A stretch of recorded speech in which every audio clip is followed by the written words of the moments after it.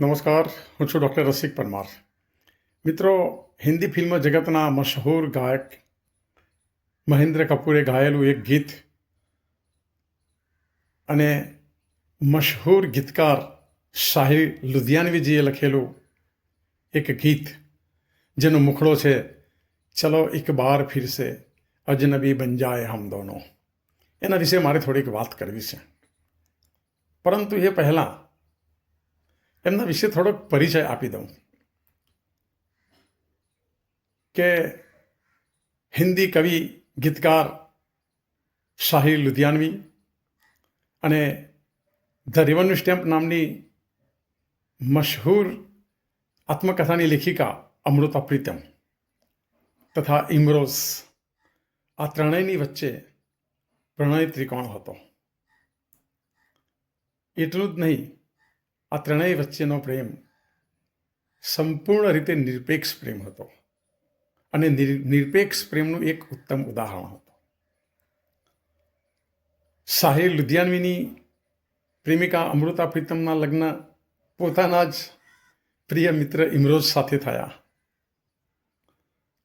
અને પછી એકવાર શાહિરજીએ પોતાની પ્રેમિકા અમૃતા પ્રીતમને સંબોધીને જે ગીત લખેલું, એ ગીત હિન્દી ફિલ્મ ગુમરાહમાં લેવામાં આવ્યું, જેને મશહૂર પાર્શ્વ ગાયક મહેન્દ્ર કપૂરજીએ સ્વર આપ્યો છે. અને આ ગીત હિન્દી ફિલ્મ જગતનું એક અમર ગીત બની ગયું છે. આ ગીતનો અંતિમ અંતરો છે, એના વિશે મારે વાત કરવી છે કે જેમાં કવિ લખે છે કે તારુફ રોગ હો જાય તો ઉસકો ભૂલના બહેતર. તારુફ એટલે કે તમારી ઓળખાણ, તમારો પરિચય, તમારી પહેલી વખતની મુલાકાત. તારુફ રોગ હો જાય તો ઉસકો ભૂલના બહેતર. તઅલ્લુક બોझ બન જાય તો ઉસકો છોડના અચ્છા. તઅલ્લુક એટલે કે સંબંધો, તમારી રિલેશનશિપ, તમારો પ્રેમ.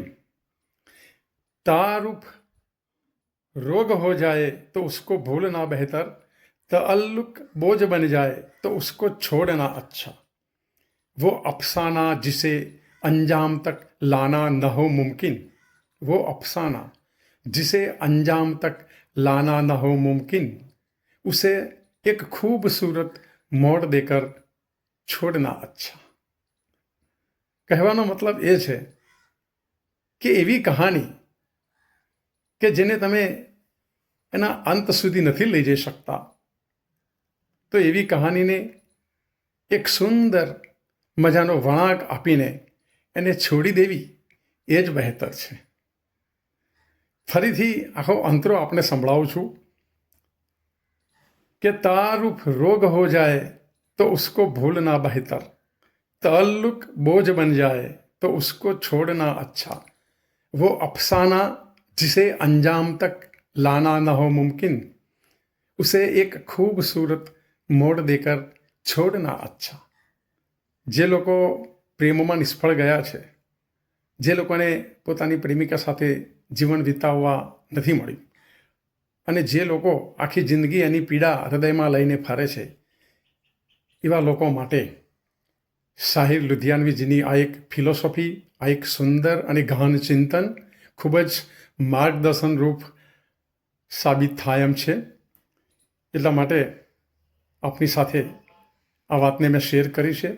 જો આપને ગમે તો આપ પણ બીજા લોકો સુધી એને પહોંચાડવા કૃપા કરશો. ધન્યવાદ.